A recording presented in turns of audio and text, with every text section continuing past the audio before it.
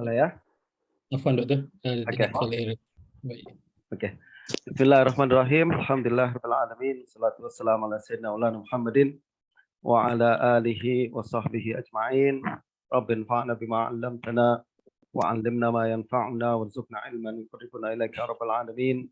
Allahumma faqihna fid din wa 'allimna ta'wil waftah 'alaina futuhal 'arifin bika ya rabbal alamin. Wala haula wala quwwata illa billahil 'aliyyil 'azim. Alhamdulillah, segala puji bagi Allah Subhanahu wa taala. Salawat dan salam pada baginda Rasulullah sallallahu alaihi wasallam, juga pada para sahabat dan tabi'in, para ulama al-amilin. Semoga Allah Subhanahu wa taala memberikan kita ilmu yang bermanfaat dan juga memberikan kita kesehatan selalu dan panjang usia dalam iman dan Islam insyaallah. Sebelum saya lanjutkan, kejap saya ada nak plug in komputer dulu ya.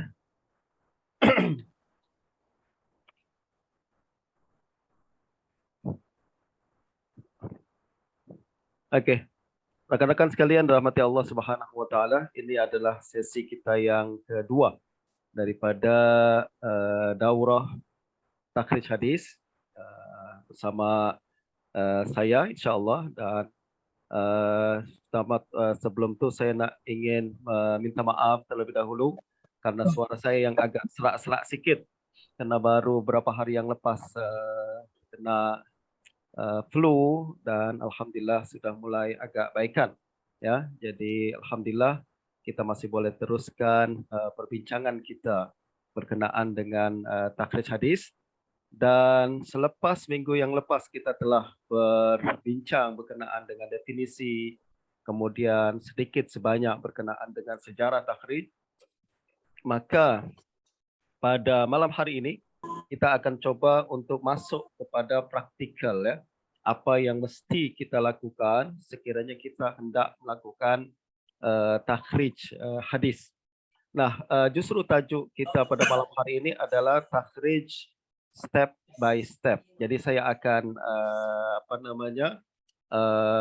perkenalkan kepada rakan-rakan sekalian langkah-langkah apa saja yang mesti kita lakukan dari pertama hingga terakhir dalam usaha kita untuk takhrij hadis Nabi sallallahu alaihi wasallam.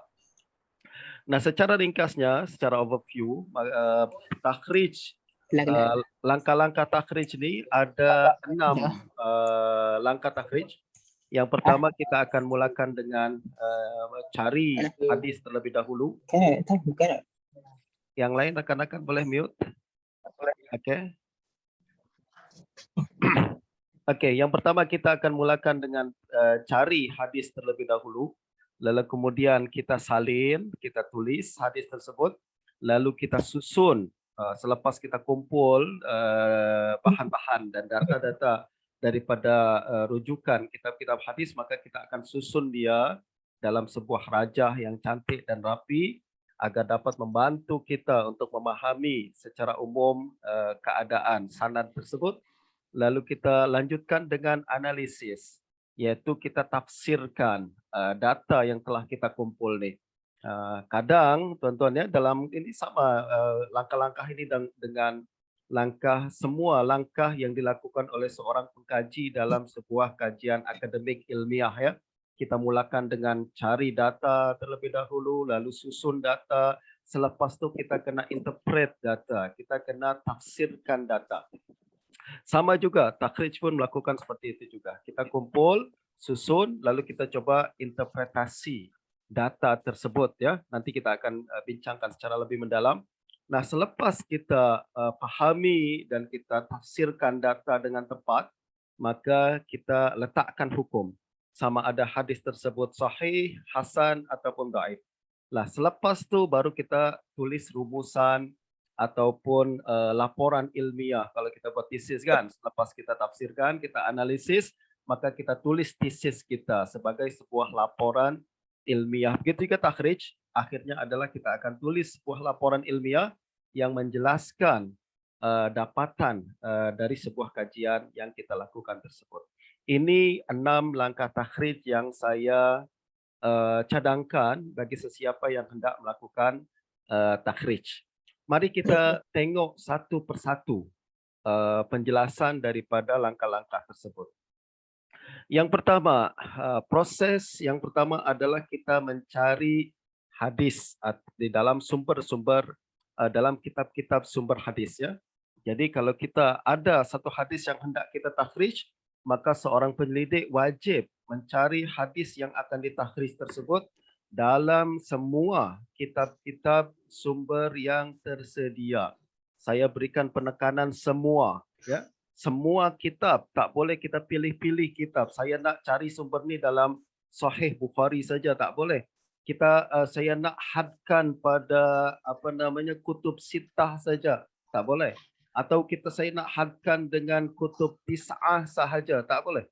Ya, kalau kita nak melakukan sebuah takhrij yang sempurna, sebuah takhrij yang betul-betul rapi dan betul-betul sempurna kajian tersebut, maka kita mesti cari hadis tersebut di semua kitab-kitab. Ya, semua kitab-kitab yang tersedia di dalam dalam jangkauan kita. Dan berikutnya lagi adalah saya ingatkan supaya kita manfaatkan kemudahan teknologi yang ada. Jangan alergi dengan teknologi ini. Jangan takut orang kata nanti orang kata awak ni muhardis ke atau kan orang kata ni awak ni guna komputer, awak ni bukan betul-betul muhadis. Memang kita bukan betul-betul muhadis. Kita memang pengkaji hadis. Kita bukan tak pernah mendakwa atau mengklaim diri kita sebagai pakar hadis macam Bukhari. Tak. Kita ni seorang pengkaji. Dan seorang pengkaji pada hari ini wajib memanfaatkan teknologi. Nah, justru guna syamilah, guna perisian apa saja yang boleh kita gunakan. Poinnya adalah kita cari sumber hadis tersebut di semua sumber. Semakin banyak kita dapatkan, dia adalah semakin baik ya. Jadi gunakan kemudahan tersebut. Saya ingat dulu ketika belajar takhrij dan juga mustalah hadis dengan Syekh Dr. Nuruddin Inter. Beliau katakan guna syamilah ni, semua perisian ni gunakan semua. Tapi jangan merasa cukup dengan teknologi ini. Jadi tetap kita kena kembali ke kitab juga. Gunakan perisian ini sebagai macam indeks. Memudahkan kita untuk membuat carian. Selepas kita dapat dalam syamilah, kita buka kitab kita. Lalu kita tengok sendiri hadis tersebut di dalam kitab-kitab asal dia. Tapi alhamdulillah sekarang ni syamilah sudah semakin cantik, bahkan sudah ada versi PDF pula kan. Jadi seolah-olah kita buat carian di syamilah, lalu kita seolah-olah membuka kitab asalnya sekaligus. Ya, boleh kita manfaatkan dan gunakan apa saja untuk memudahkan kita membuat carian hadis tersebut. Apabila kita membuat carian, kita kena tahu bahawa sumber hadis itu terbagi menjadi 3. Saya ingat kita sudah bincangkan pada minggu yang lepas. Ada sumber yang asli, ada yang semi atau separa asli, ada yang bukan asli ya. Jadi dalam bahasa bahasa akademik pun ada sumber yang primary sources, primary yang primer, ada juga sumber yang secondary, betul tak? Nah, itu juga sama dalam perbincangan ni. Sedapat mungkin kita kena cari hadis daripada sumber-sumber yang asli. Apa dia sumber-sumber yang asli? Yang saya telah sebutkan pada minggu yang lepas, yaitu sumber yang menyebutkan sanadnya secara penuh. Jadi kalau kita cari hadis, kembali ke sumber asli maksudnya apa? Kembali kepada kitab-kitab yang memberikan kepada kita sanad hadis tersebut secara penuh. Contoh kitab Muwatta Imam Malik, Sahih Bukhari, Musnad Imam Ahmad, Sunan, Kutub Sittah, semuanya adalah sumber-sumber asli. Sebab dia memberikan kita setiap hadis dengan sanadnya penuh. Ya tak? Tidak seperti kitab-kitab macam Bulughul Maram. Dia bukan sumber asli, ya kan? Dia hanya memberikan nama sahabat saja, an Habib Hurairah, an Aisyah radhiyallahu anha macam tu aja, sanad dia tak penuh. Ini yang kita tak kita tak ambil kira dalam takhrij. Dalam takhrij kita tak ambil kira sumber-sumber yang tidak asli macam ni. Tetap kita kena kembali kepada sumber yang asli, iaitu yang memberikan kita sanad penuh bagi sesebuah hadis. Saya tak akan ulang perkara ini untuk jimatkan masa. Saya sudah explain pada minggu yang lepas. Nah, apabila kita melihat, apabila kita nak buat sebuah carian hadis,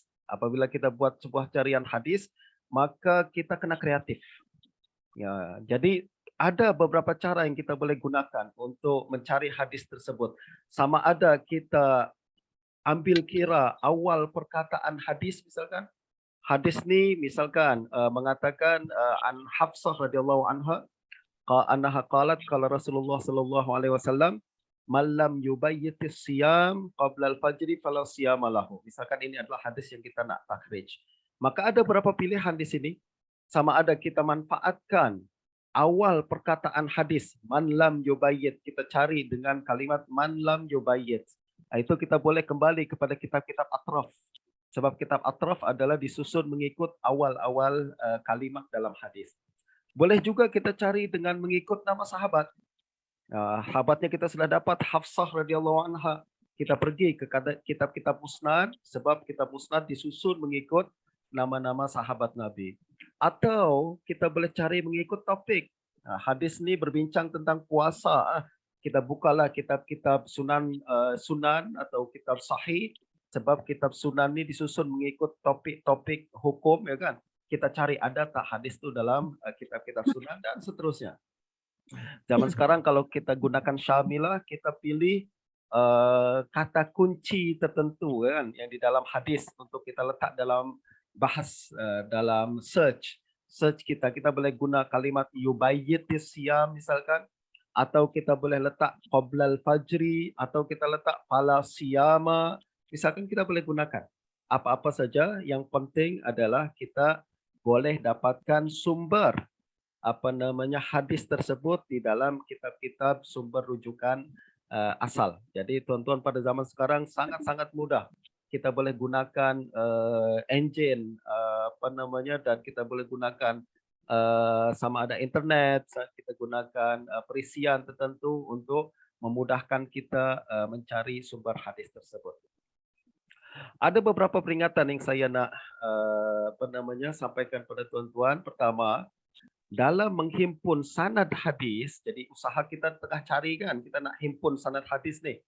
Dalam menghimpun sanad hadis, perhatian utama kita mesti tertuju kepada perawi ataupun sanad. Ini perkara pertama. Sebab pengalaman saya sudah buat tugasan takhrij kepada pelajar-pelajar di universiti, apabila mengajar subjek takhrij ni, kadang mereka mencari hadis tak sempurna. Kenapa? Sebab mereka cara mencarinya pun tidak betul, ya. Yang betul adalah kita kena fokus dalam mencari hadis dengan merujuk kepada sanad ataupun kepada perawi. Jadi kita tengok, kalau kita sudah jumpa satu sanad saja, kita tengok siapa perawinya. Nah, perawi tersebut yang akan menjadi rujukan kita dalam menilai sama ada kita jumpa hadis yang berikutnya ini hadis yang kita cari ataupun tidak, bukan hadis yang kita cari. Nah, justru perbezaan perkataan dalam matan tetap dikira hadis yang sama sekiranya berasal daripada madar isnad yang sama. Nanti tadi kita mencari hadis malam yubayyitis siyam. Nanti kita akan jumpa lafaz kadang berbeza. Contoh malam yubayyitis saum misalkan. Ini hadis saya ke bukan hadis saya ni? Ini kena saya ambil ke tak nak ambil? Ambil. Kenapa? Sebab fokus kita bukan perkataan. Fokus kita adalah siapa yang meriwayatkan. Ya, siapa yang meriwayatkan? Kalau yang meriwayatkan Hafsah juga ambil. Maknanya itu adalah hadis kita. Sebab perbezaan lafaz dalam hadis itu perkara yang biasa. Dalam periwayatan hadis itu disebut sebagai periwayatan bil makna. Hadis yang sama tapi diriwayatkan dengan lafaz yang berbeza. Perbezaan nama sahabat. Kadang hadis yang kita cari an Hafsah, ya tak? Tapi yang saya jumpa an Aisyah. Macam mana ni? Tapi lafaz dia kurang lebih sama. itu hadis kita juga terkadang. Ya, itu hadis kita juga, justru ambil hadis tersebut, simpan dan salin hadis tersebut. Perbezaan marfu dan mauquf. Kadang hadis yang kita cari an Hafsah qala Rasulullah sallallahu alaihi wasallam. Ustaz, hadis ni yang saya jumpa tak ada qala Rasulullah. Yang ada hanya Hafsah qalat man lam yubayyitis siyam. Dia tak sebut Nabi. Ambil juga, itu hadis kita terkadang. Sebab fokus kita adalah fokus kepada sanad, bukan fokus kepada lafaz. Bukan fokus kepada lafaz hadis. Nah, sebagai contoh, untuk lebih jelas lagi teori saya nih, contoh hadis yang kita cari ini, tuan-tuan ya. Riwayat kita jumpa sanad dia daripada Imam Baihaqi, dan kita jumpa di situ ada perawi-perawi, antaranya Yahya bin Ayyub, qala haddatsani Abdullah bin Abi Bakar, an Ibn Shihab. Tengok ini perawi-perawi utama yang kita kena pastikan ini adalah sanad hadis yang kita cari. Lafaz dia malam yujmi'is siyam qabla al-fajri fala siyama lahu. Kita jumpa hadis yang lain, ya tak? Kita jumpa hadis yang lain kembali kepada Ibnu Shihab juga. Macam hadis yang pertama ada Ibnu Shihab, ada yang kedua pun ada Ibnu Shihab juga. Tapi lafaz dia malam yubayyitis siyam. Adakah ini hadis yang kita cari juga? Ya. Ya, sekali lagi yang kita fokus sekali lagi dalam mencari hadis adalah bukan lafaz dia. Sebab lafaz matan hadis boleh berbeza-beza. Tapi fokus kita adalah kepada perawinya. Yaitu perawinya sama ada Hafsah sebagai tokoh sahabatnya atau Ibnu Shihab sebagai madar isnad dia. Nanti kita akan bincangkan apa itu madar isnad. Yang penting kalau kembali kepada Ibnu Shihab juga, maknanya ni hadis saya.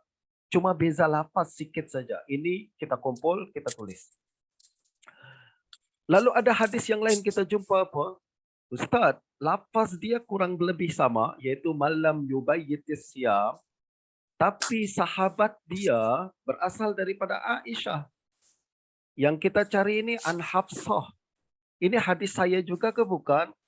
Tengok dalam sanad dia ada tak nama perawi yang sama dengan sanad yang pertama yang kita cari? Ada. Siapa dia? Yahya bin Ayyub. Yahya bin Ayyub ada di hadis pertama kan? Ini pun ada Yahya bin Ayyub. Itu hadis kita juga. Kenapa? Sekali lagi, fokus pencarian kita bukan lafaz. Fokus pencarian kita bukan nama sahabat. Fokus pencarian kita adalah sanad. Kadang perawi sama dalam sanad itu adalah hadis kita juga. Kumpul hadis tersebut. Kumpul. Apa namanya? Dia adalah bagian daripada hadis kita untuk menjadi data kajian kita. Yang berikutnya lagi hadis yang hadis saya minta rakan-rakan yang belum mute agar mute semua ya, agar tidak mengganggu. Yang berikutnya adalah kita jumpa hadis yang sama, hadis yang sama lafaz dia, berbeza sikit lafaz dia, tapi hadis-hadis yang lain marfu kepada Nabi mengucapkan qala Rasulullah SAW, tapi di sini tak ada sebutan Nabi. Ini hanya menyebutkan Hafsah saja. Cuma ada tak sekali lagi, ada tak perawi yang sama di dalam sanad matan tersebut? Ada Ibnu Shihab. Ya tak? Yang lain semua ada Ibnu Shihab. Ibnu Shihab ni pun ada Ibnu Shihab juga. Maknanya itu hadis kita juga. Kumpul dia. Jadi sekali lagi fokus pencarian kita adalah jangan kepada lafaz matan. Ini kesalahan common mistake yang selalu saya jumpa daripada para pelajar. Ya. Para pelajar apabila saya tugaskan untuk buat takhrij, lalu saya nampak sanad yang dia kumpulkan tak sempurna. Banyak sanad-sanad yang lain yang sepatutnya jadi bagian dalam takhrij ni, tapi dia tak masukkan. Kenapa? Carian yang silap.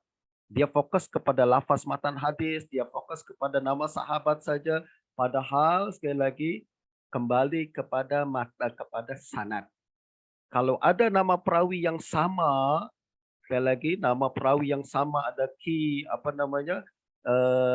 tokoh-tokoh kunci dalam sanad itu sama, dia adalah hadis yang sama. Dia adalah hadis yang sama, tuan-tuan kena kumpul dan tuan-tuan kena masukkan dalam data kajian kita. Nah, selepas kita cari, apa tugasan kita berikutnya adalah kita salin dan himpun. Bagaimana menyalin sanad? Salin sanad dan matan hadis lengkap dengan nama kitabnya, bab dia apa, muka surat berapa, nombor hadis berapa.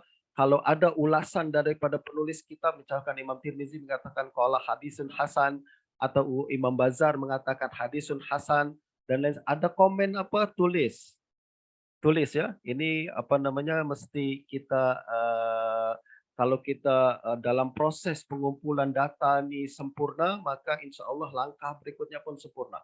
Ya, ini yang paling asas. Nah, gunakan sistem CAD. Saya cadangkan gunakan sistem CAD. Apa maksudnya? Kita ada satu CAD sendiri. Satu CAD untuk tulis satu hadis. Ini kaedah yang diajarkan oleh guru saya, Dr. Ajaj Al-Khatib. Ya. Beliau mengajarkan kalau kita buat satu kajian, guna CAD nih. Jadi setiap satu data tulis di dalam satu CAD, susun dia, simpan, dalam CAD sendiri. Letak satu hadis dalam satu CAD. Lalu himpun sanad hadis sebanyak-banyaknya. Semakin banyak hadis tersebut, semakin sempurna kajian takhrij kita. Jadi kalau kajian sanad yang kita kumpul sikit, maka data yang terlalu sedikit tidak memadai untuk analisis. Kalau analisis tak memadai, maka hukum kita menilai hadis itu sahih atau dhaif pun tidak memadai. Jadi ini penting. Jadi susun, dapatkan data sebanyak-banyaknya agar kita punya maklumat yang banyak untuk melakukan analisis dan membuat rumusan yang tepat. Bagaimana sistem CAD itu? Contoh macam ni. Ada satu CAD, kita letak hadis. Kita letak Sunan Imam Tirmizi dalam kitab Sunan.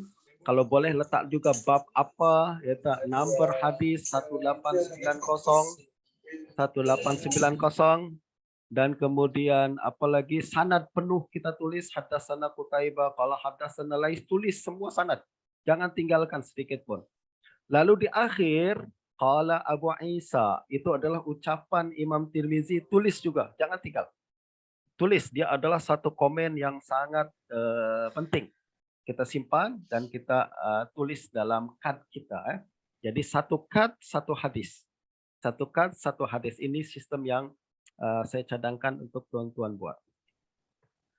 Nah, ada satu peringatan yang saya nak bagi tahu. Pertama, bagaimana kalau kita satu hadis ni, kita nak takhrij, kita cari dalam semua kitab-kitab hadis yang sedia ada sekarang, tak dijumpai. Kita dah cari betul-betul, dah cari dengan cara pelbagai lah. Sama ada dengan kata kunci ke, sama ada dengan merujuk kepada nama sahabatnya ke, dengan merujuk kepada subjeknya ke, topik dan lain sebagainya. Saya dah cari, tak jumpa. Kalau betul-betul tak jumpa, tuan-tuan boleh hukumkan hadis berkenaan sebagai la aslalahu. La aslalahu maksudnya adalah hadis yang tak ada sumbernya. La aslalahu maksudnya adalah hadis yang tiada asal atau tiada sumber, bermakna tak dijumpai di mana-mana kitab hadis yang ada pada hari ini. Tapi ucapan macam ni saya kena ingatkan, dia adalah ucapan orang yang pakar ya. Kalau kita yang baru nak mula-mula nak berjinak-jinak dalam ilmu hadis ni, lalu kita cakap senang, saya tak jumpa, itu mungkin awak yang tak pandai cari. Jangan senang-senang katakan tak dijumpai hadis ni. Kalau kita yang cari dan kita yang kata tak dijumpai, orang tak percaya. Kenapa? Mungkin awak tak betul cari ya kan? Mungkin cara awak tak betul. Justru kalimat yang mungkin kita boleh katakan adalah saya tak jumpa. Beza antara hadis ni tak dijumpai dengan saya tak jumpa. Kalau saya tak jumpa, sayalah tak jumpa. Mungkin orang lain jumpa, betul tak? Tapi kalau hadis ni tak ada asal, hadis ni tak dijumpai di mana-mana kitab. Kalau pakar yang cakap macam tu, kita boleh ambil. Kalau pakar cakap macam tu, kita boleh ambil ya. Macam Yahya bin Ma'in kata tak ada hadis macam tu, atau Imam Bukhari kata tak ada hadis macam tu, confirm hadis tersebut adalah la aslalahu. Dan hukum hadis la aslalahu adalah macam hadis palsu. Macam hadis palsu. Kalau saya tak bezakan antara la aslalahu dengan maudhu'. Buktinya adalah para ulama masukkan hadis-hadis la aslalahu dalam kitab-kitab maudhu'at. Kalau kita jumpa, kita baca kitab-kitab maudhu'at, banyak sekali penilaian ulama mengatakan la aslalahu, la aslalahu. Apa maknanya? Maknanya tak ada dalam kitab-kitab sunnah dan dia adalah hadis yang masuk dalam kategori hadis palsu. Ya, jadi dia hampir walaupun beza sedikit akan tapi sama hukumnya seperti hadis palsu. Itu kalau tidak dijumpai hadis di mana-mana kitab. Nah, selepas kita kumpul,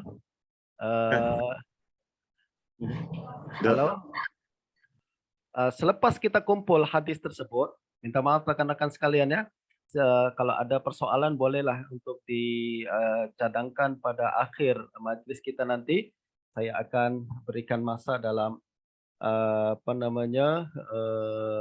untuk kita bersoal jawab di akhir perbincangan kita. Oke, selepas kita kumpul dan kita dah tulis, tugasan kita berikutnya adalah susun. Bagaimana kita membuat sebuah rajah yang menyusun semua sanad yang kita jumpa. Yang tadi kita sudah kumpul sanad tersebut, kita kena susun dia dalam sebuah rajah. Dan objektif daripada menyusun rajah tersebut adalah untuk mengenal pasti salah satu daripada 3 perkara. Jadi kalau susunan kita cantik dan betul, kita akan nampak salah satu daripada fenomena ni, sama ada fenomena muwafaqah, ataukah mukhalafah, ataukah tafarrud. Ni tiga kemungkinan saja. Kalau kita susun sanad, halo tuan-tuan, siapa yang belum mute? Oke. Kalau kita sudah susun sanad, maka kemungkinan hanya salah satu daripada 3 perkara ni. Sama ada sanad tersebut memperlihatkan kepada kita muwafaqah, ataukah mukhalafah, ataukah tafarrud. Ya, ini salah satu saja. Kalau tuan-tuan tak nampak perkara ni, maknanya susunan rajah tu kurang tidak sempurna, tidak tepat ya, kurang betul. Nah, justru susun semua sanad yang telah kita kumpul tadi dalam sebuah rajah yang dapat memperlihatkan perkara di atas. Kebanyakan orang yang belajar takhrij, mereka suka buat syajarah. Syajarah itu apa, tuan-tuan? Kita buat macam tasjir, ya kan? Tasjir ingat kita susun sanad tu menjadi sifulan daripada sifulan ke jadi satu cabang-cabang gitu kan. Saya tak cadang buat cara macam tu. Ya, cara macam tu tidak menunjukkan kaedah yang tepat dalam membuat takhrij yang betul. Yang betul bagi saya adalah kena buat rajah, bukan buat syajarah. Bagaimana buat rajah? Sebagai contoh. Contoh yang pertama, hadis yang kita cari adalah hadis an Abi Shuraih. Ya kan? Qala Rasulullah sallallahu alaihi wasallam, "Man kana yu'minu billahi wal yawmil akhir ila akhiril hadis." Kita takhrij hadis ni, kita buat carian, lalu kita sudah salin sanad-sanad yang kita jumpa. Maka kita pun susun dia menjadi macam ni. Dia susun dia menjadi macam ni. Nampak ke tak nampak? Kita susun dia menjadi macam rajah macam ni, ya. Bagaimana cara menyusunnya? Tengok tuan-tuan ya. Kita mulakan dari bagian kiri terlebih dahulu, yaitu bagian baginda Nabi sallallahu alaihi wasallam, kolom baginda Nabi. Kita kena susun di situ, kita kena tengok di situ, adakah semua sanad yang kita jumpa berakhir dengan ucapan qala Rasulullah sallallahu alaihi wasallam atau tak? Kalau berakhir dengan Rasulullah sallallahu alaihi wasallam, tulis macam tu, susun dia baik-baik, pastikan macam tu, cantik-cantik ya. Lalu berikutnya adalah pada bagian sahabat Nabi. Kita kena susun mana yang berkata Abu Shuraih, letak dalam satu tempat yang sama. Abu Shuraih, Abu Shuraih, Abu Shuraih macam tu kan, susun cantik-cantik. Mana yang mengatakan an Abi Hurairah, susun dalam segmen yang berbeza. dalam tempat yang berbeza. Abu Hurairah, semua Abu Hurairah, cantik-cantik. Jangan setengah Abu Surai, setengah Abu Hurairah, tak. Kita kena susun mengikut nama-nama mula daripada bagian dari akhir sanad, daripada baginda Nabi, kemudian daripada para sahabat. Kemudian kita kena pastikan kolom yang berikutnya, yaitu mana yang nama dia sama, susun dia dalam tempat yang sama. Contoh, Sa'id bin Abi Sa'id Al-Maqburi. Mana yang mengatakan Abu Sa'id Al-Maqburi, letak semua sama satu tempat. Mana yang mengatakan Nafi' Ibn Jubair, susun dalam satu tempat. Lalu yang mana yang mengatakan Abu Salamah, susun semua tuan-tuan. Kena rapi, setiap nama mesti berada di samping nama yang sama. Kena berada dalam nama yang sama. Ya. Begitu juga kita beralih kepada kolom yang keempat, mana yang satu nama kena berada dalam tempat yang sama. Lais Ibnu Sa'ad semua letak dalam berdekatan dengan Lais Ibnu Sa'ad. Amr Ibnu Dinar letak berdekatan dengan Amr bin Dinar. Zuhri letakkan bersama dengan Zuhri dan seterusnya. Itu kena teliti dan kena cantik-cantik susun sanad tersebut, ya. Dan seterusnya hingga ke akhir kolom, Jadi sekali lagi saya nak tekankan pada tuan-tuan, kalau kita susun dengan cantik, maka kita akan mudah untuk mentafsirkan data ini di masa akan datang.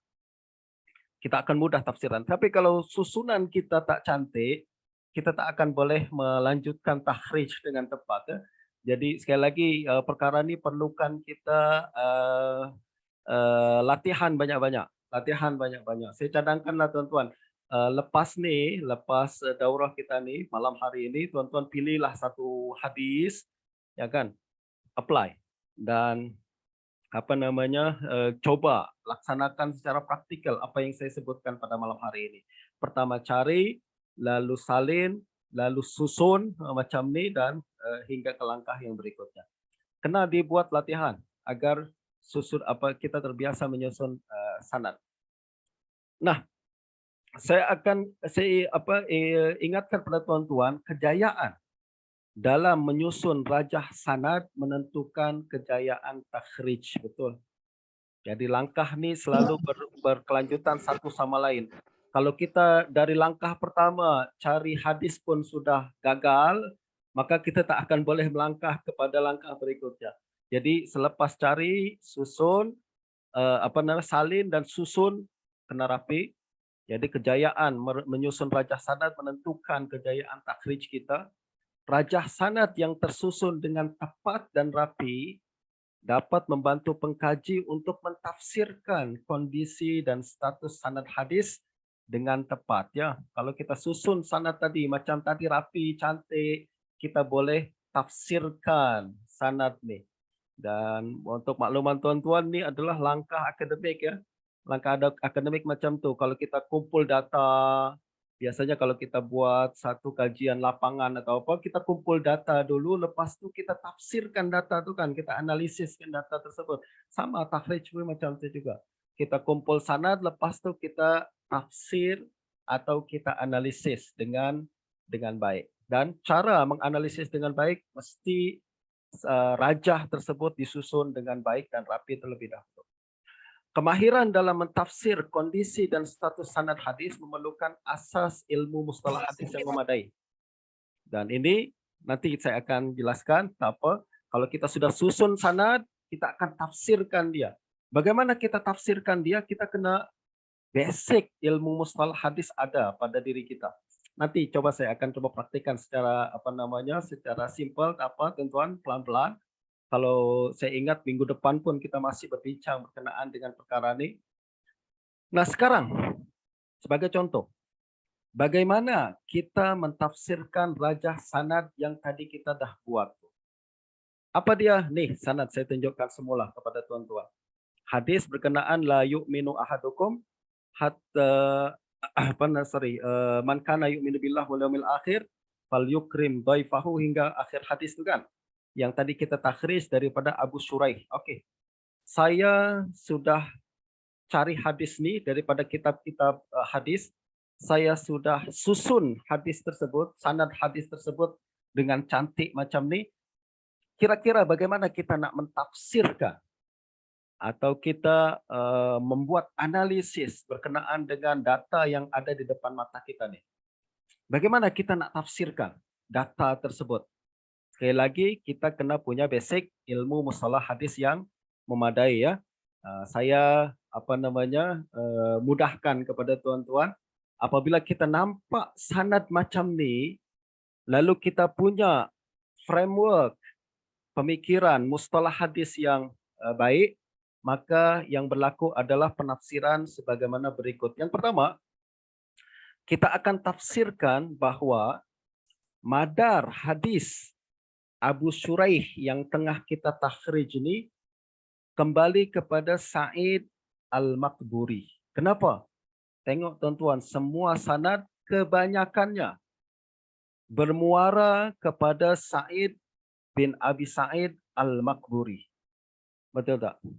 Semua sanad bermuara kebanyakannya kepada Sa'id bin Abi Sa'id Al-Maqburi.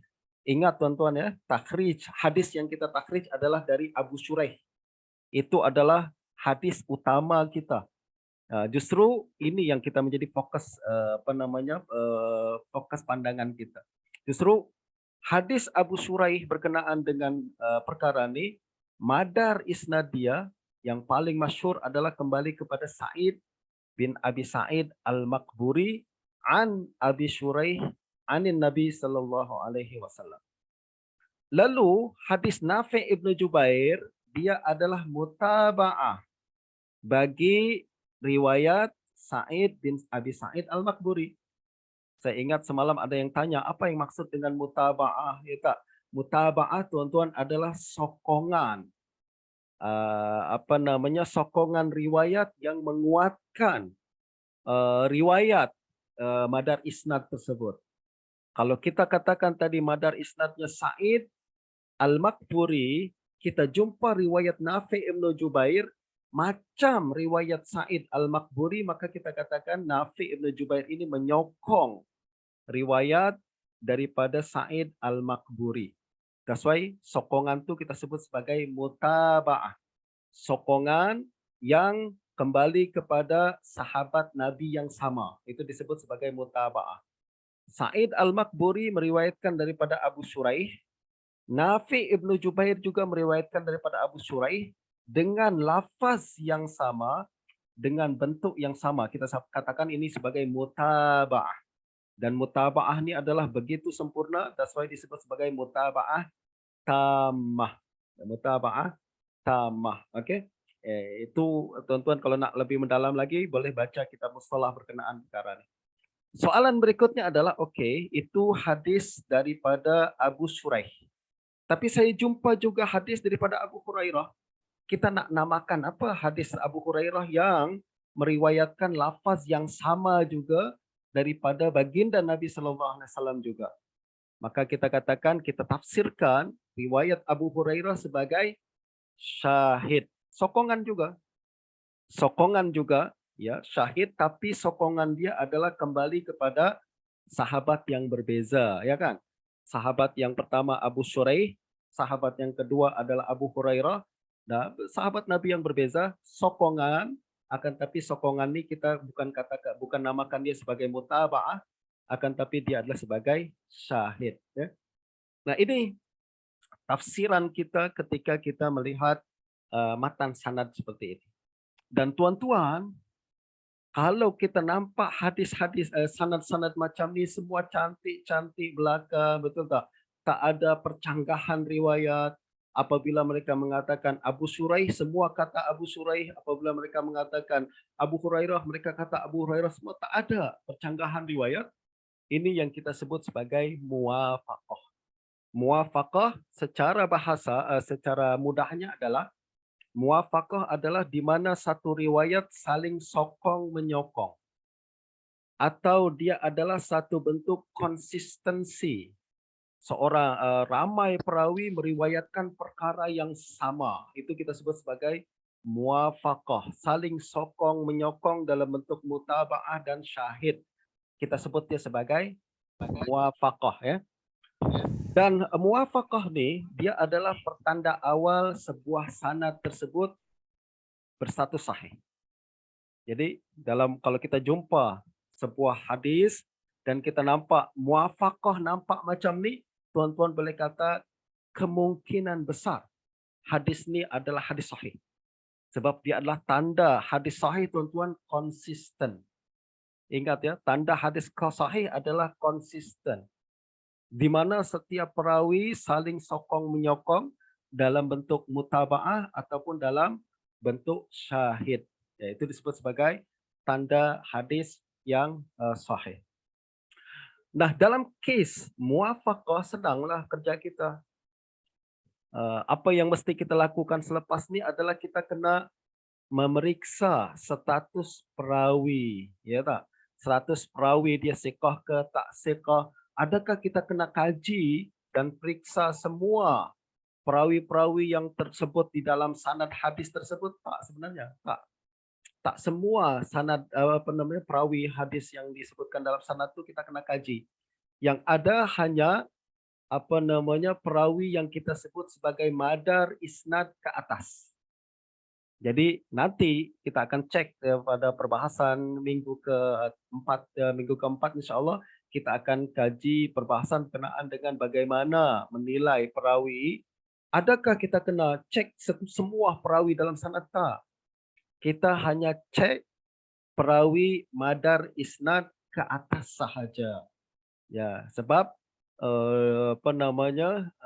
kalau kita jumpai madar isnad tu siqah, guru dia siqah, hingga ke Nabi SAW semua siqah dan sanad tu bersambung, maka kita katakan confirm hadis sahih. Confirm hadis tersebut adalah sahih. Sebagai contoh, kita kembali kepada hadis man kana yu'minu billahi wal yawmil akhir daripada Abu Shuraih. Mana dia madar isnad? Tadi kita cakap madar isnad dia adalah Sa'id bin Abi Sa'id Al-Maqburi. Dari mana kita tahu bahwa dia adalah madar isnad? Sebab selepas Sa'id bin Abu Sa'id, dia terpecah menjadi beberapa orang murid. Betul tak? Yaitu Malik ibnu Anas dan Lais ibnu Sa'ad. Dua-dua orang ni kembali kepada guru yang sama, yaitu Sa'id Al-Maqburi. Dan kembali kepada orang yang sama ni yang kita sebut sebagai madar isnad. Nah, justru dalam kes seperti ini, kita tak perlu sebenarnya kaji siapa tu misalkan dalam sanad nombor 2 siapa tu Yahya bin Sa'id, atau sanad nombor 3 siapa tu Abdullah bin Yusuf, tak perlu. Kita hanya fokus kepada madar isnad dia, Sa'id bin Abi Sa'id Al-Maqburi. Siapa dia, siqah ke tak siqah, adakah dia mengambil daripada gurunya secara langsung yaitu Abu Shuraih, dia siqah ke tak siqah, bersambung ke tak bersambung. Kalau siqah dan bersambung, confirm hadis tersebut sahih. Dan adakah kita perlu mengkaji murid-murid daripada Sa'id Al-Maqburi macam Malik bin Anas dan Lais ibnu Sa'ad? Silakan kaji, tapi kurang penting sangat. Kenapa? Sebab sekiranya Malik adalah perawi dhaif sekalipun, riwayat dia dimutaba'ah oleh Lais ibnu Sa'ad. Dan mutaba'ah tersebut mengangkat perawi dhaif kepada darjat yang lebih tinggi. Nah, justru fokus kita adalah madar isnad ke atas. Madar isnad ke atas, ya.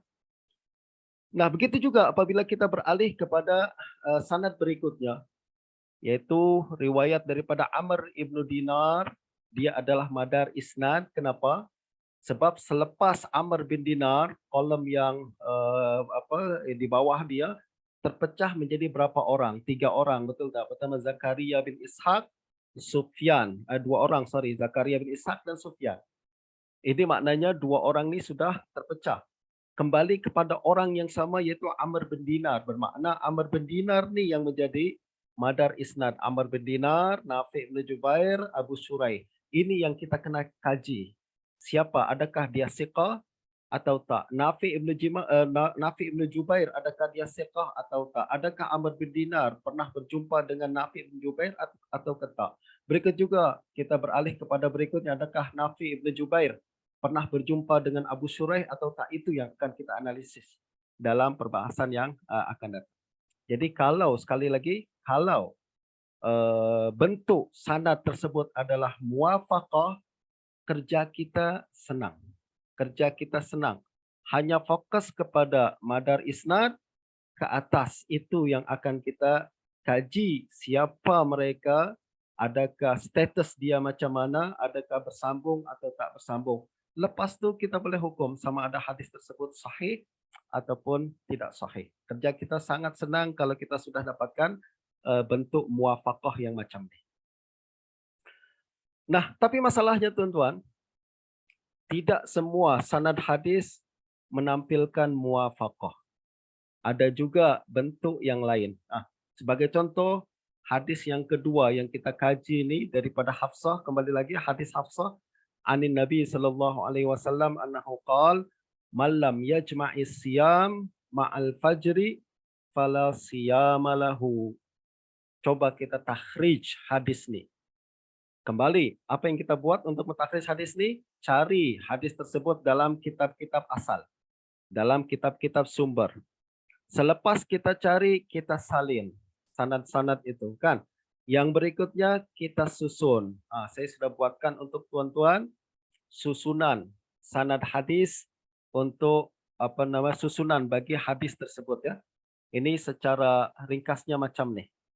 Tuan-tuan boleh nampak semua.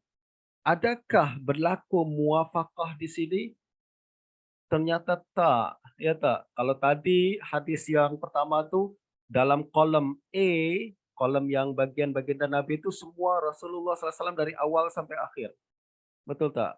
Semua menyebutkan Rasulullah SAW dari awal sampai akhir.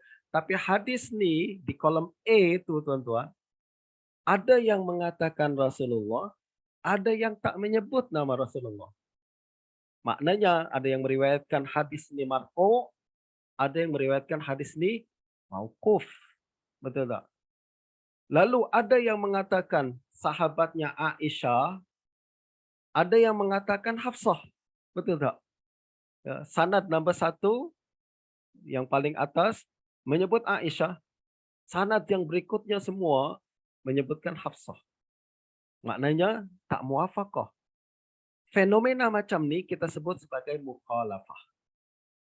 Mukhalafah maknanya ada percanggahan di dalam periwayatan hadis tersebut. Paling kurang ada 4 versi dalam sanad ni tuan-tuan. Versi yang pertama, saya mudahkan tuan-tuan, versi yang pertama mereka mengatakan an Amrah an Aisyah. Amrah an Aisyah, betul tak?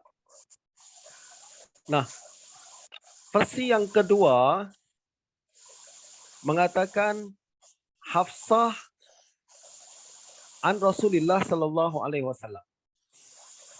Hafsah an Rasulullah sallallahu alaihi wasallam. Ini versi yang kedua.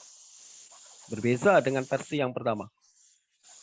Versi yang ketiga tuan-tuan, riwayat daripada Ibnu Juraid kembali kepada Ibnu Syihab Az-Zuhri mengatakan Hafsah saja, tak ada sebutan baginda Nabi sallallahu alaihi wasallam. Ini versi yang ketiga. Versi yang keempat, tengok tuan-tuannya Ibnu Syihab, kembali lagi kepada versi yang ketiga, Ibnu Syihab mengatakan an Salim, an Abdullah bin Umar, an Hafsah. Maknanya guru Ibnu Syihab siapa? Salim. Tapi versi yang keempat, guru Ibnu Syihab Hamzah. Ini pun beza. Itu namanya mukhalafah. Versi yang kelima, selepas Hamzah tak ada sebutan Abdullah bin Umar. Kalau tadi versi yang keempat, Hamzah ada Abdullah bin Umar. Kalau ini Hamzah tak ada sebutan Abdullah bin Umar. Ini yang kita sebut sebagai mukhalafah. Mukhalafah bermakna tak ada tak ada konsistensi dalam periwayatan hadis ni. Walaupun kalau kita perasan semua kembali kepada madar isnad yang sama. Siapa dia? Ibnu Syihab. Yaitu dalam kolom I. Betul tak? Hampir semua selain sanad yang pertama saja. Selain daripada sanad yang pertama, semua mengatakan kembali kepada Ibnu Syihab. Maknanya Ibnu Syihab menjadi madar isnad. Tapi versi dia berbeza-beza. Berasal daripada Ibnu Syihab yang sama, tapi versi berbeza-beza. Ada yang mengatakan berasal daripada Hafsah anin Nabi sallallahu alaihi wasallam marfu'. Ada yang mengatakan Ibnu Syihab Hafsah saja tak sebut nama Nabi. Ada yang mengatakan guru Ibnu Syihab adalah Salim. Ada yang mengatakan Hamzah. Tengok tuan-tuan, ini kalau kita belajar takhrij, mata kena teliti. Mata kita ketika baca sanad tu kena terbuka selalu. Kena banyak minum kopi setiap pagi dan petang. Kalau tak, kita terlepas pandang, silap kita dalam menilai sebuah sanad. Justru sangat keperluan kita untuk teliti. Zaman sekarang ni dalam ilmu hadis, orang zaman dahulu, orang zaman dahulu kalau belajar hadis dia perlu hafal. Kalau zaman sekarang tak hafal tak apalah, asal teliti. Asal teliti, ya. Tak hafal tak apa, tak hafal sanad tak apa, asalkan teliti tengok dalam sanad ada perbezaan ke tak ada perbezaan. Nah, sekali lagi ini adalah bentuk sanad yang kedua, yaitu mukhalafah. Nah, tuan-tuan, kalau kita sudah faham mukhalafah, kita kena tahu satu kaedah. Apa dia? Mukhalafah tanda illah. Kalau kita nampak sanad macam tadi saja, ini confirm bukan hadis sahih. Confirm bukan hadis sahih. Jadi sejak awal lagi kita sudah boleh nampak hadis sahih macam mana, hadis tak sahih macam mana. Itu sebabnya saya selalu katakan belajarlah, kita bacalah kitab mustalah sebanyak-banyaknya. Tapi kalau kita tak pernah takhrij, kita tak akan boleh nampak membezakan mana sahih, mana tak sahih. Selamanya kita akan mentaklid saja. Apa pandangan si fulan kata sahih, si fulan kata dhaif. Selama-lamanya kita akan buat macam tu walaupun kita sudah baca kitab mustalah. Kita kena takhrij agar kita nampak ni sahih, yaitu konsistensi, muwafaqah. Sedangkan ni dhaif, kita boleh buktikan. Kenapa? Sebab berlaku mukhalafah.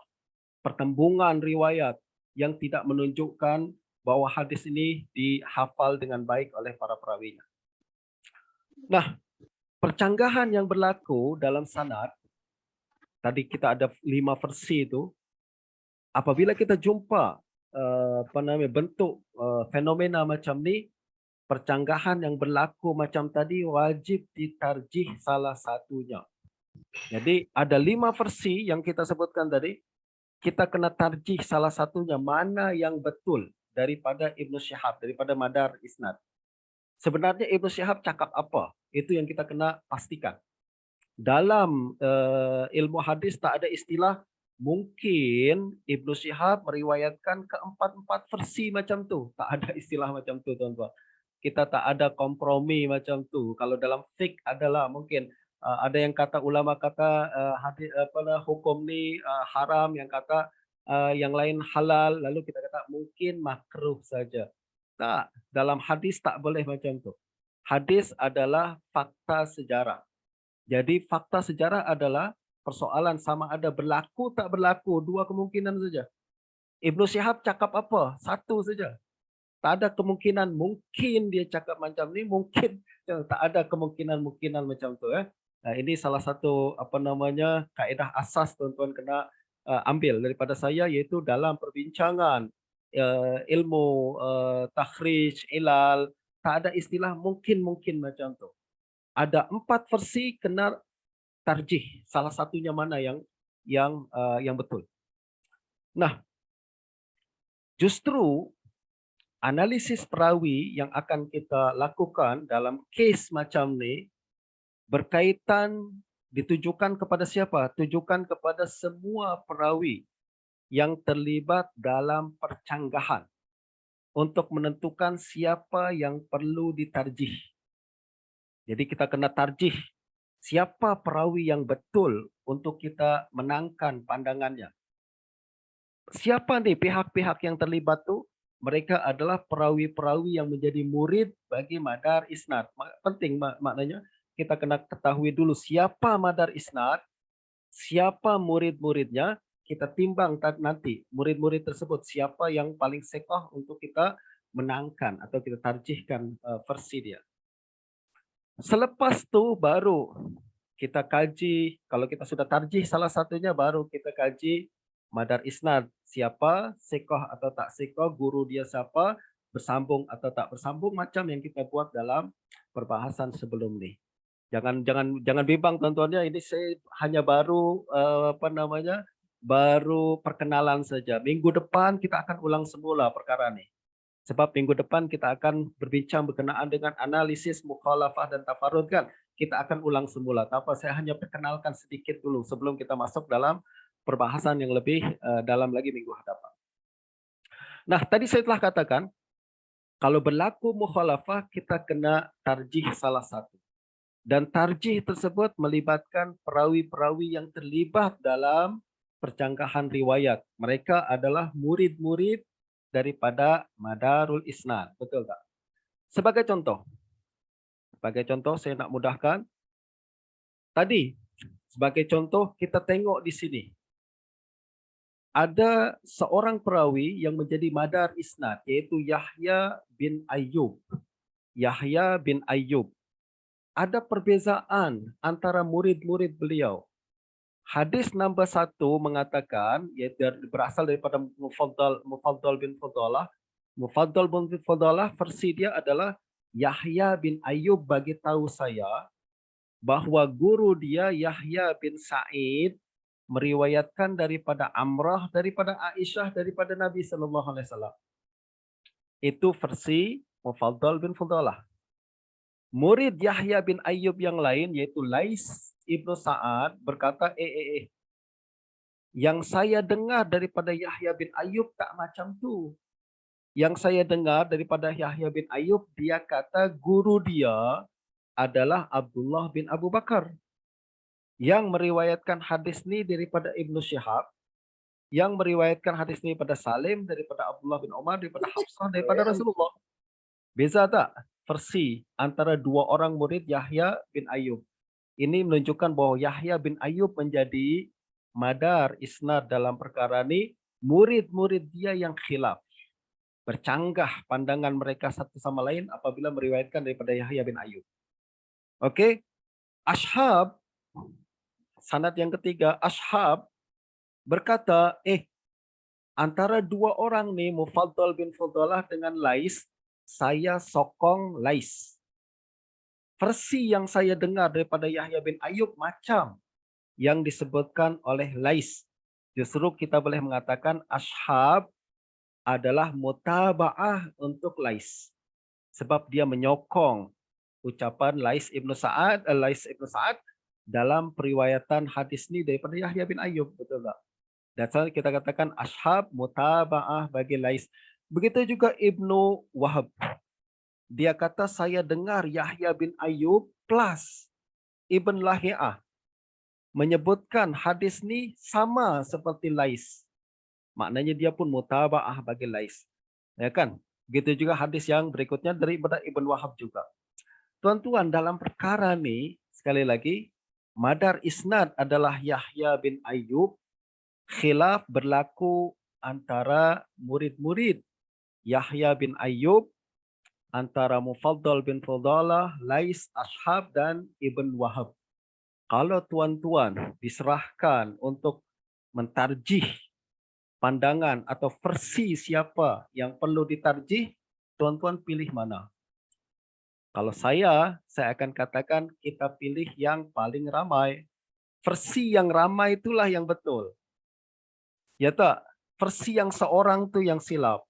Yang ramai mengatakan apa? Yang ramai mengatakan Yahya bin Ayyub an Abdullah bin Abi Bakar an Ibnu Syihab an Salim an Abdullah bin Umar an Hafsah an Nabi SAW. Itulah versi yang betul daripada Yahya bin Ayyub. Sedangkan versi Mufaddal bin Fadalah syaz, silap. Silap. Dan itu salah satu cara tarjih, betul tak? Itu salah satu cara tarjih. Alright, kalau riwayat versi yang betul adalah Yahya bin Ayyub daripada Abdullah bin Abi Bakar daripada Ibnu Syihab, masalahnya murid-murid Ibnu Syihab yang lain, kita beralih kepada madar isnad yang berikutnya yaitu Ibnu Syihab. Murid-murid Ibnu Syihab yang lain punya versi yang lain. Tidak seperti yang dibawakan oleh Yahya bin Ayyub ketika meriwayatkan daripada Abdullah bin Abi Bakar, murid daripada Ibnu Syihab. Betul tak?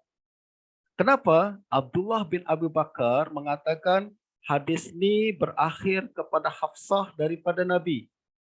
Tapi kita boleh nampak murid-murid Ibnu Syihab yang lain macam Ibnu Jurayj, Ubaidullah bin Umar punya versi yang berbeza. Betul tak? Justru sekali lagi kita kena mentarjih. Murid-murid Ibnu Syihab mana yang perlu ditarjih periwayatannya? Adakah versi Abdullah bin Abu Bakar? Ataukah versi Ibnu Jurayj? Ataukah versi Ubaidullah bin Umar? Adakah versi Yunus, Sufyan, Ma'mar, dan lain-lain? Ini pun perlukan tarjih juga. Nanti tuan-tuan, ini saya hanya bagi intro saja. Minggu depan kita akan dalami perkara ini. Yang penting saya nak target saya pada malam hari ini adalah kita faham apa tu muwafaqah, apa tu mukhalafah. Dan apa yang mesti dilakukan kalau berlaku sanad muwafaqah dan sanad mukhalafah. Betul tak? Nah, untuk mengetahui sama ada konsep kita ni betul atau tak betul, cara pandang, tafsiran, ya kan, analisis kita ni betul atau tak betul, kita kena merujuk kepada pakar hadis kita. Pakar hadis kita, apa kata mereka berkenaan dengan hadis Hafsah ni? Antaranya Imam Abdurrahman An-Nasai berkata, "Was-shawab indana mauquf walam yasih raf'uhu." Apabila Abdurrahman Imam An-Nasai melihat sanad macam yang kita tengok pada hari ini, ada yang riwayatkan marfu sebutkan nama Nabi, ada yang riwayatkan mauquf tak sebut nama Nabi. Tengok riwayat mana yang paling banyak? Riwayat yang mauquf, betul tak? Yang marfu adalah riwayat Yahya bin Ayyub daripada Abdullah bin Abi Bakar. Abdullah bin Abu Bakar seorang diri daripada Zuhri mengatakan perkara sebutkan nama Nabi. Padahal murid-murid Zuhri yang lain yang lebih hebat dan lebih ramai, mereka tak sebut pun nama Nabi. Mereka hanya mengatakan Hafsah yang kata macam tu. Maknanya hadis ni mauquf kepada Hafsah, bukan marfu. Nah, dari sini kemudian Imam An-Nasai mengatakan yang betul adalah wasawab indana mauquf. Tidak sah, tidak sahih riwayat yang marfu. Tengok tak? Cara pandang kita alhamdulillah sama dengan cara pandang Imam Nasai. Beliau lihat sanad macam tu, kita tarjih mengikut perawi yang paling ramai. Nasai pun buat macam tu juga, alhamdulillah. Suka kita tuan-tuan kalau kita nak bandingkan pandangan kita, selalu bandingkan pandangan kita dengan pandangan a'imah. Kalau sama maknanya kita betul. Kalau salah, kalau berbeza jangan salahkan imam, salahkan diri kita.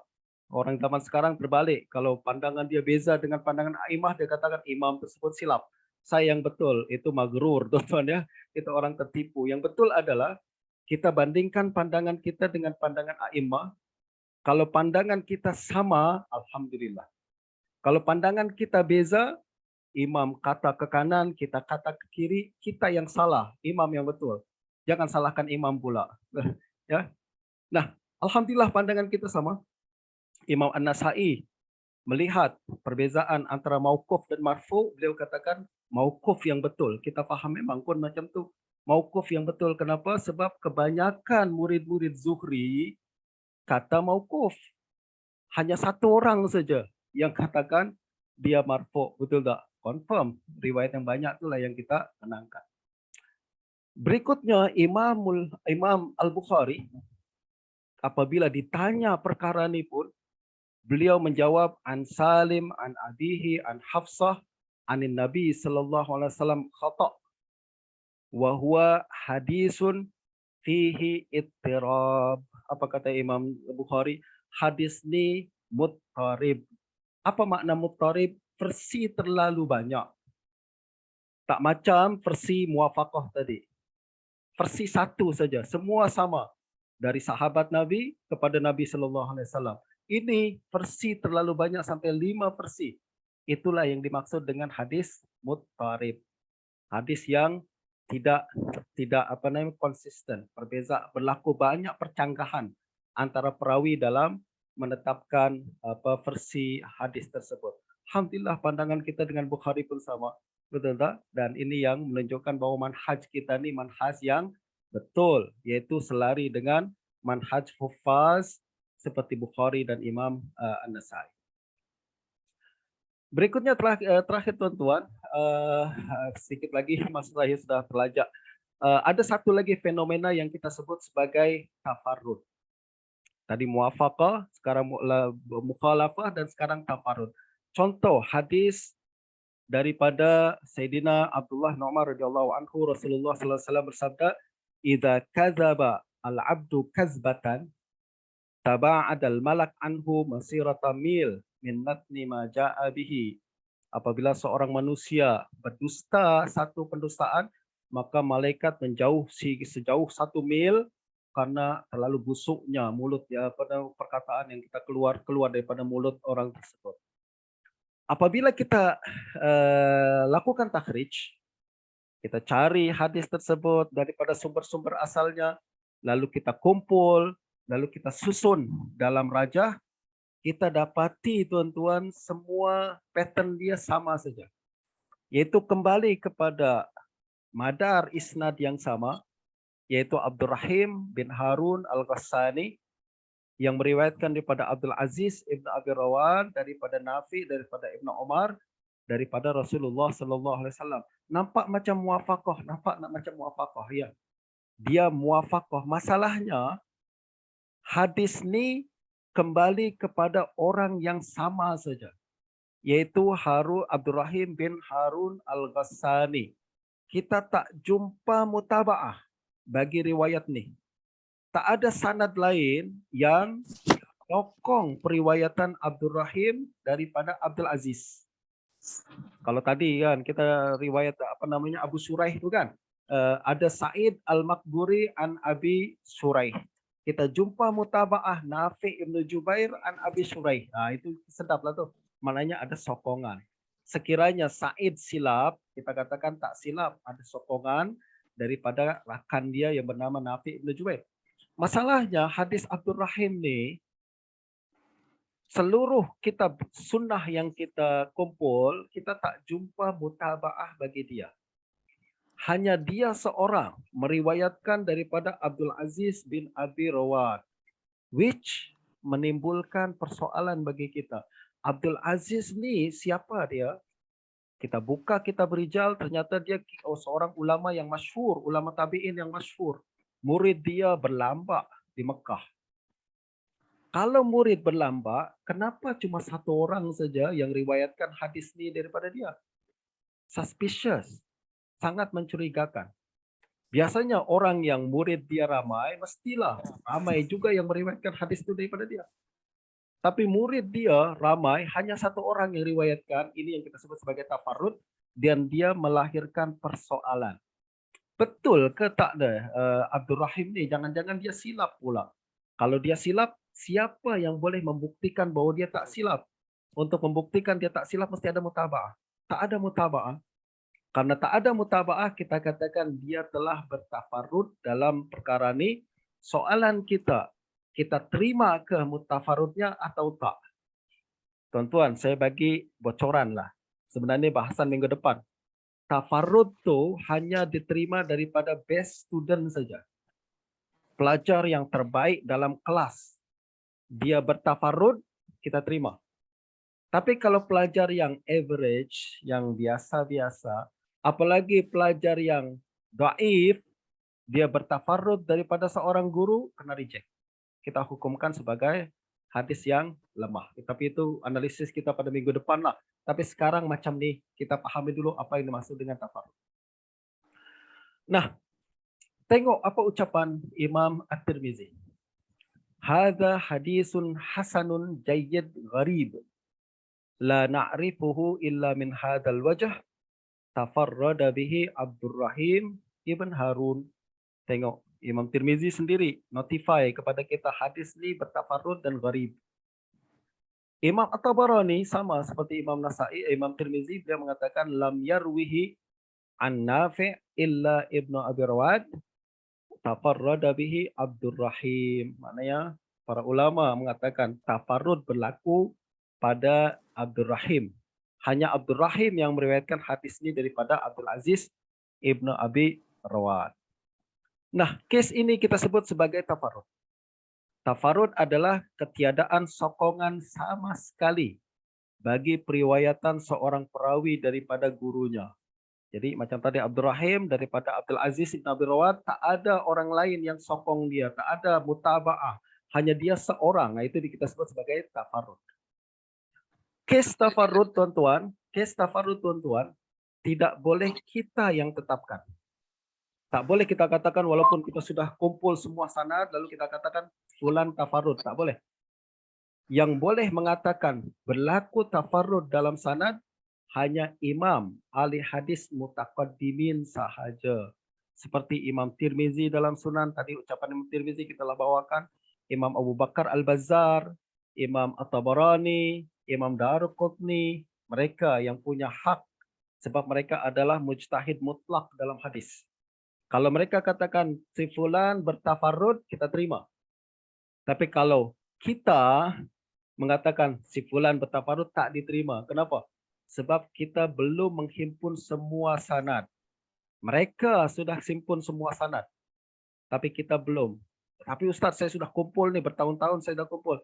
Ya, masalahnya adalah kadang kitab hadis pada hari ini tak sempurna. Seperti banyaknya sanad-sanad pada zaman mereka.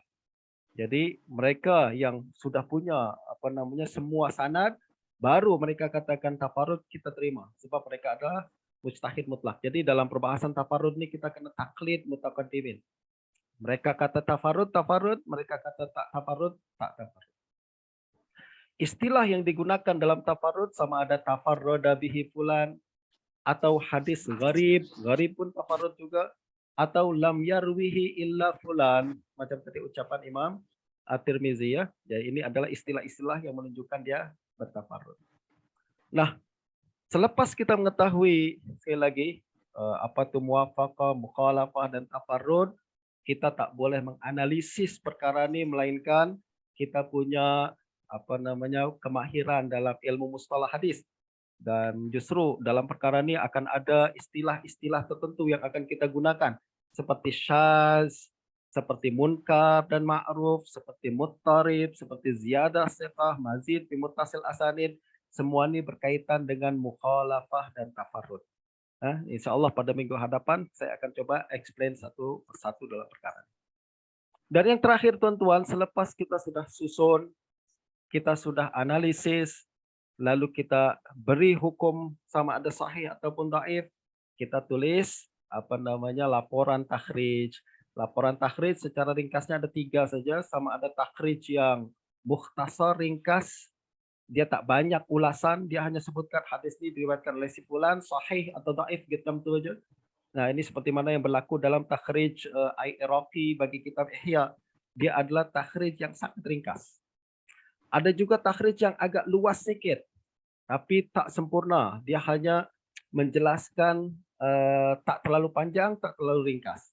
Sebagai contoh, kitab At-Tazkirah Imam Zarkashi, dan ada yang satu takhrij yang sangat panjang dan sangat luas. Seperti contohnya adalah Nasbur Royah Zailai, terlalu panjang. Biasa perbahasan terlalu mendalam. Begitu juga Badrul Munir karangan Imam Ibnul Mulakin, dia adalah takhrij yang panjang. Dia lebih sempurna dengan perbahasan yang lebih mendalam. Nah, tuan-tuan boleh pilih kalau nak buat tulis takhrij nanti sama ada ringkas, pertengahan, ataupun meluas, terperinci secara mendalam.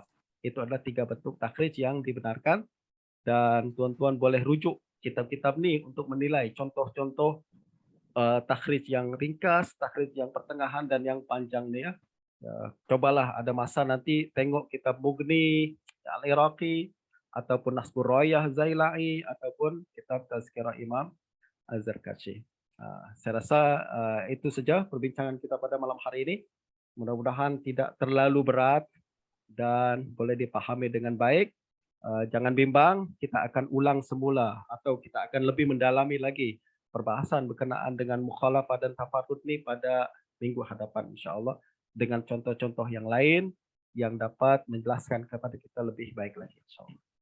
Sebelum saya akhiri, ada siapa yang ada soalan? Silakan. Ada beberapa soalan doktor di chat box. Ada Okey. banyak. Soalan yang pertama, macam hadis palsu, kiranya confirm palsu ke doktor? Ini saya rasa itu perbincangan berkenaan dengan la asla lahu kan? Dia ada beza sikit antara la asla lahu dengan palsu. Biasanya palsu tu kita boleh identify, pastikan perawinya siapa, dia kazab ke dan lain sebagainya kan. Dan itu kita boleh hukumkan palsu secara pasti. Akan tapi kalimat la aslalahu dia kita tak hukumkan pasti palsu, akan tapi kemungkinan besar adalah palsu. Kemungkinan besar adalah palsu. Dan beza dia sangat sikit, tapi bolehlah kita katakan dia macam palsu jugalah, kurang lebih macam palsu. Soalan berikutnya, Assalamualaikum. Saya bertanya soalan berkenaan perbahasan minggu lepas. Adakah Imam Ibnu Asir adalah orang yang pertama mula-mula mengubah hadis tanpa sanad? Tak, bukan orang pertama. Ada sebelum dia. Akan tapi beliau jelaskan mengapa para ulama di zaman dia tidak lagi menyebutkan sanad dalam hadis. Ya. Ibnu Asir yang explain kepada kita apa sebab dia. Dan kenapa secara ringkas sanad dianggap tidak lagi penting pada abad ke-6 sehingga kini? Sebab macam yang Ibnu Asir sebut, sanad fungsi dia adalah untuk menjadi rujukan dalam menyebutkan sebuah sanad, dalam menyebutkan sebuah hadis. Dan itu diperlukan ketika hadis belum dikumpul dalam kitab-kitab. Sekarang semua sudah kembali kepada kitab-kitab dan sanad pun sudah disimpan dalam kitab-kitab. Justru tak perlu sebutkan sanad. Sebutkan matan saja. Siapa yang nak tahu sanad, kembalilah kepada kitab-kitab asal tersebut. Itu sebabnya sanad tidak lagi dipentingkan pada zaman berikutnya. Ada tak makhtutat hadis-hadis yang mafqud yang hilang di zaman tabi'in, tabi'in misalnya kemudian dijumpai oleh pengkaji abad ni, tetapi hadis dalam maksud itu tiada dalam kitab-kitab hadis, kutub sittah, tis'ah. Apa pandangan Ustaz? Bagi saya tak ada. Kalau yang dimaksud hadis itu adalah matan hadis, saya rasa tak ada macam itu.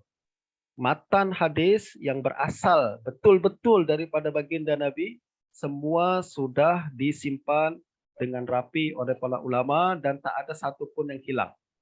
Ini perkara yang sudah disebutkan oleh Imam Syafi'i, disebutkan oleh Imam Baihaqi, disebutkan oleh Imam Suyuti, disebutkan oleh Imam Ibnu Khaldun dalam Muqaddimah. Terlalu ramai ulama yang sebut perkara itu.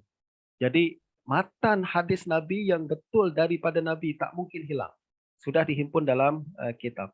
Lalu ada kan kitab-kitab yang dulu ada sekarang tak ada. Ada tak kemungkinan hadis yang dulunya ada sekarang sudah hilang lalu dijumpai semula pada hari ini? Kalau hadis matan hadis saya rasa tak ada.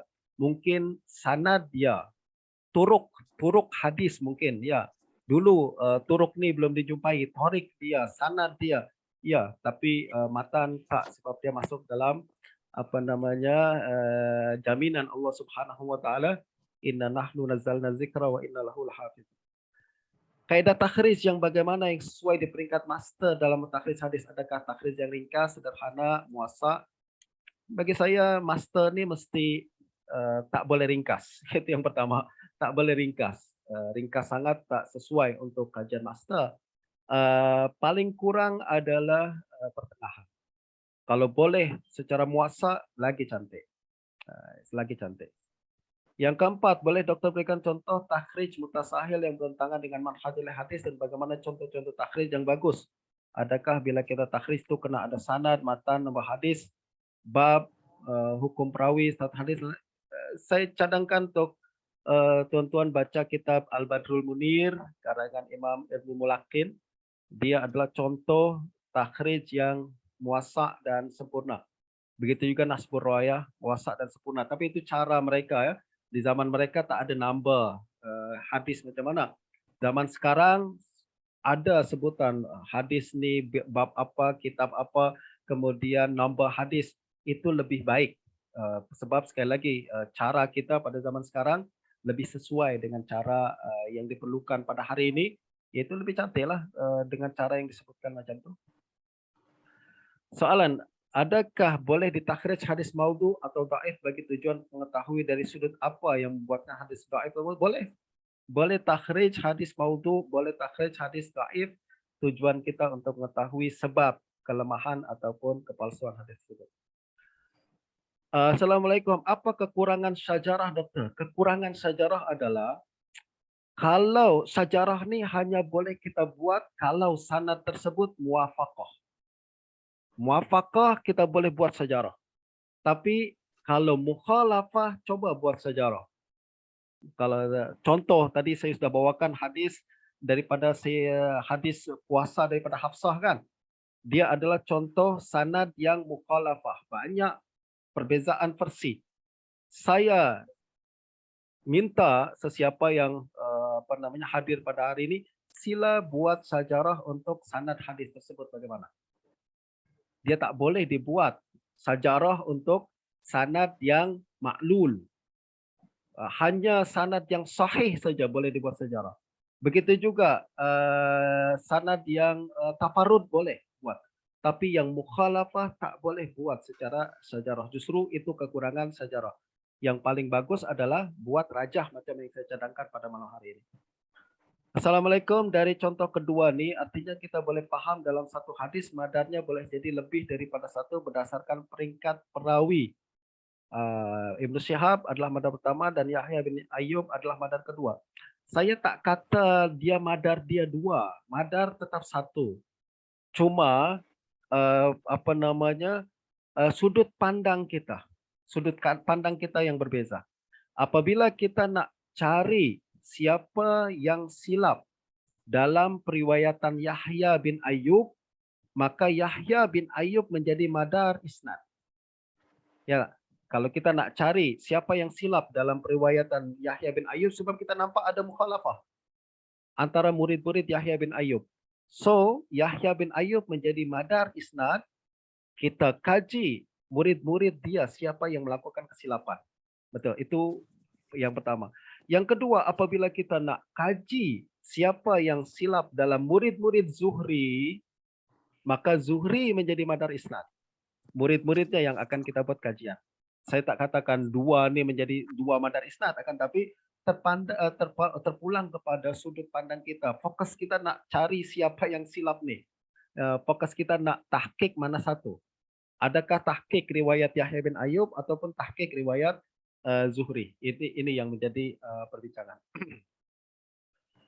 Assalamualaikum Ustaz, nak tanya, ziyadat siqat memang dikira makbul ke hadisnya atau ditolak? Itu perbahasan minggu depan. Itu masuk dalam perbahasan mukhalafah.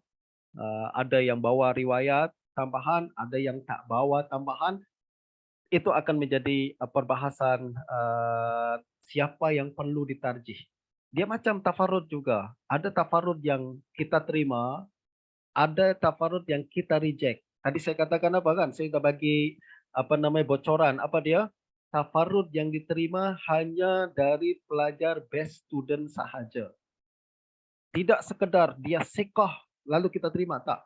Siqah dia mesti best student dalam kohort dia. Kalau sebab dalam kohort kita pun kadang ini pelajar ni lulus ya lulus, tapi best student tak best student hanya satu saja, itu tak. Sekedar lulus bukan best student, dia bawa ziyadah, kita reject. Tapi kalau dia best student, kita terima. Itu pun perlu diambil kira beberapa qarinah yang lain. Kita akan dibincangkan pada minggu hadapan. Silakan. Nak tanya boleh? Boleh, silakan. Okey, ada tak kemungkinan maknanya periwayat ni meriwayatkan hadis tu lebih daripada sekali? Menyebabkan so boleh jadi kali ni disebutkan lain, lepas tu macam kes idraj kalau tak silap lah. Salah satu bentuk idraj yang dia riwayatkan pada waktu lain, tiba-tiba ada lafaz yang berubah. Maksudnya dalam perbahasan ziyadah siqah? Idraj kalau tak silap. Ya, maksudnya ziyadah siqah lah. ziyadah siqah. Ada kemungkinan perkara tu. Akan tapi kita kena pastikan pastikan betul perkara itu berlaku. Biasanya ulama akan bezakan antara periwayatan ni ittihad majlis atau ikhtilaf majlis. Adakah si fulan yang bawa ziyadah ni dan si fulan yang tidak membawa ziyadah ni hadir dalam majlis yang sama ataupun hadir dalam majlis yang berbeza. Ada kemungkinan guru kadang bawa tambahan, kadang tak bawa tambahan, ada, tapi al-aslu tidak macam tu. Jadi secara amnya dalam perbahasan ilmu takhrij ni asalnya adalah mesti mesti ditarjih, yaitu salah satu saja. Kecuali kita dapat korinah-korinah atau kita dapat bukti-bukti yang menunjukkan guru yang sebut 2 kali, baru kita terima. Tapi kalau tak ada korinah macam tu, asalnya adalah guru hanya sebut 1 kali saja. Nah, itu perbahasan minggu hadapan insyaAllah. Soalan seterusnya, ada tak rujukan peringkat mubtadi bagi mengenal silsilah sanad Zahabiyah dalam periwayatan hadis? Tuan-tuan baca kitab bertajuk Taqribul Asanid karangan Imam Al-Iraqi. Dia adalah satu kitab nipis yang menghimpun hadis-hadis yang diriwayatkan secara menerusi sanad-sanad silsilah Zahabiyah. Tuan-tuan boleh rujuk kitab tersebut. Adakah boleh berpegang dengan UHFFAA mutakhir? Apa maksudnya ni? Dalam menilai status hadis seperti takhrij Ibnu Hajar sekiranya andai kata bersalahan dengan hukum mutakadimin takhrij. Apa maksud berpegang dengan UHFFAA mutakhirin? Saya tak faham, saya tak berani nak menjawab. Assalamualaikum, boleh kongsi software ataupun app untuk buat raja? Raja tu saya buat secara manual. Kalau ada yang boleh bantu saya bagi app, sangat-sangat berterima kasih. Saya ni tak pandai teknologi ni, tapi saya buat manual perkara tu. Berapa KPI bilangan sanad bagi dinilai bahwa ia muwafaqah? Adakah minimum 2 rantaian sanad saja atau perlu lebih? Tak ada KPI, yang ada adalah kita kena sempurna kumpul sanad. Macam tadi saya katakan. Langkah pertama cari kena sempurna. Himpun kena sempurna. Lalu susun kena sempurna. Jadi kita kena kumpul semua sanad sedapat dan sebanyak mungkin baru kita boleh buat penilaian sama ada muwafaqah atau mukhalafah. Kalau baru dua sanad saja, dia tak boleh dihukumkan muwafaqah atau mukhalafah. Adakah wajib berpegang dengan hukum taqdimin taklid semata dan tak boleh pengkaji modern mengeluarkan hukum sendiri atau istihad sendiri? Itu perbahasan kita pada minggu yang kelima. Tuan-tuan nanti untuk menjimatkan masa, saya harapkan boleh tunggu pada minggu yang kelima perbahasan lebih mendalam perkara ini. Nak tahu mengikut pengalaman doktor, apakah perawi tasyayyu melazimkan mereka penganut tokoh Syiah atau Rafidah? Itu perbahasan minggu yang ketiga, nanti akan kita bincangkan. Adakah boleh berpegang dengan hukum mutakhirin dalam nilai status hadis seperti takhrij Ibnu Hajar? Itu pun minggu yang kelima. Ustaz, apa beza la aslalahu dengan lam ajid lahu aslan? Dulu pernah dengar istilah ni. Macam tadi saya katakan, la aslalahu maknanya adalah ucapan daripada imam yang pakar, mengetahui semua sanad hadis, lalu dia katakan hadis ni tak ada asal. Itulah aslalahu. Tapi kalau lam ajid lahu aslan maknanya adalah mengikut saya tak jumpa. Mungkin orang lain jumpa. Tapi kalau la aslalahu confirm tak ada. Tapi kalau lam ajid maknanya domir tu untuk kembali kepada diri sendiri. Saya tak jumpa. Mungkin orang lain jumpa. Itu perbezaan mereka dua-dua. Okey, saya rasa sudah habis semua persoalan. Mudah-mudahan kita boleh berjumpa semula pada minggu hadapan. Dan saya cadangkan rekan-rekan sekalian untuk praktikkan sedapat mungkin. Kalau di kelas saya sebenarnya saya akan tugaskan pelajar untuk mentakhrij satu hadis, lalu dia susun rajah tu. Saya akan komen. Sebab kadang nak susun rajah pun ada kesilapan-kesilapan ya. Jadi tapi karena daurah kita ni tak ada peluang untuk pelajar buat macam tu, saya cadangkan pelajar buat, rakan-rakan semua buat, lalu susun sendiri rajah, tengok sama ada setelah memenuhi kriteria yang telah disebutkan atau tak. Jadi ini perkara yang perlu dilatih setiap hari. Bagaimana nak menyusun rajah itu pun adalah memerlukan satu kemahiran tersendiri. Okey, itu saja mungkin. Kita jumpa semula pada minggu hadapan. Saya serahkan kepada Ustaz Ubay, silakan. Baik, terima kasih Doktor atas perkongsian pada malam ni. InsyaAllah kita bertemu pada minggu akan datang. Terima kasih sahabat-sahabat semua.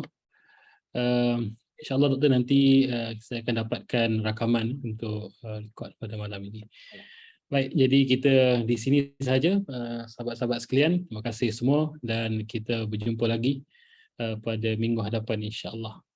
Assalamualaikum warahmatullahi wabarakatuh. Waalaikumsalam warahmatullahi wabarakatuh. Terima kasih Doktor. Terima kasih Ustaz. Boleh.